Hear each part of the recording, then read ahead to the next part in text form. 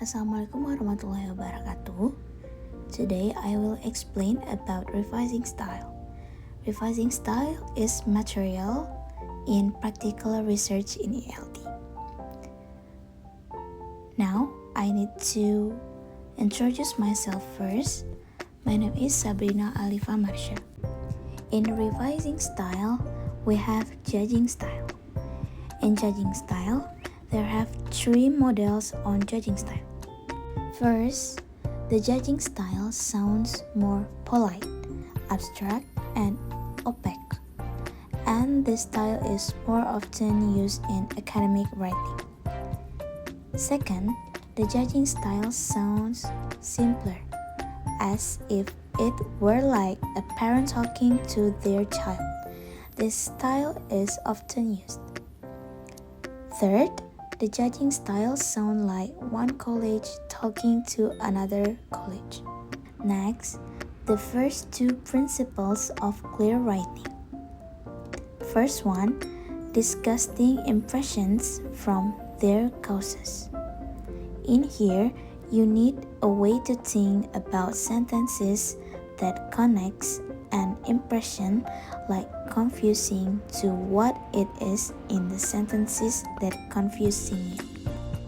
And the second, subjects and characters. The third, verbs, nouns, and action. Fourth, diagnosis and revisions. In here, this is the way to diagnosis and revise. To diagnosis, first, underline the first 6 or 7 words of every clause, whether main or subordinate.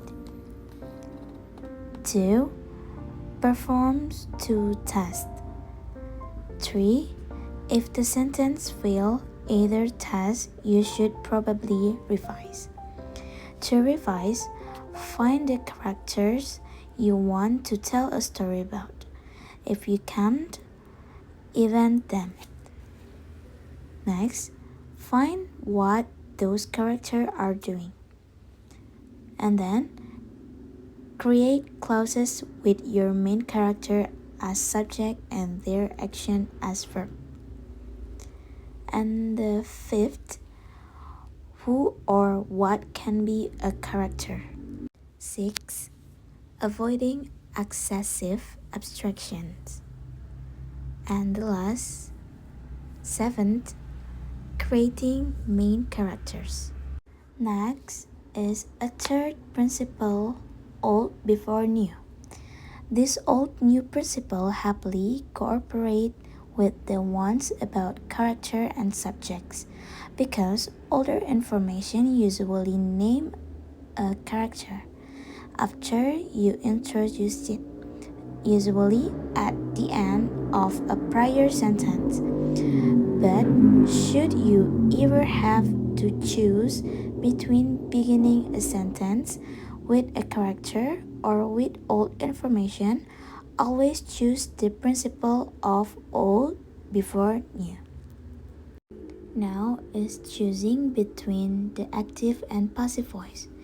The passive allowed us to move the older, more familiar information from the end of its sentences to its beginning, where it belongs, and that's the main function of the passive, to build sentences that begin with older information.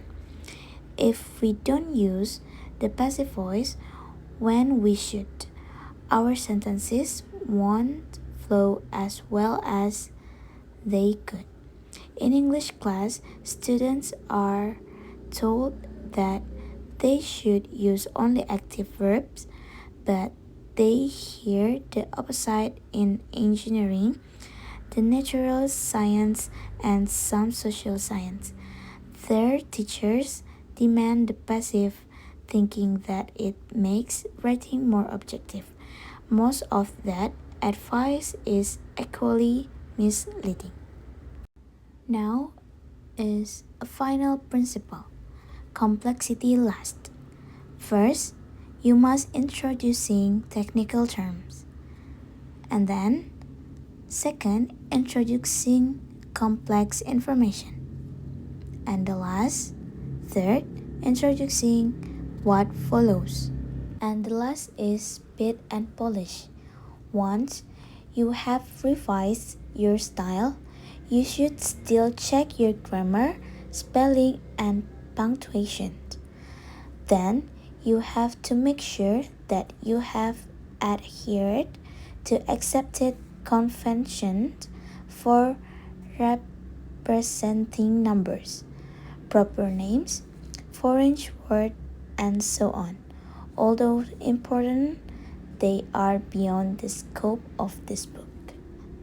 Thank you for watching and listening.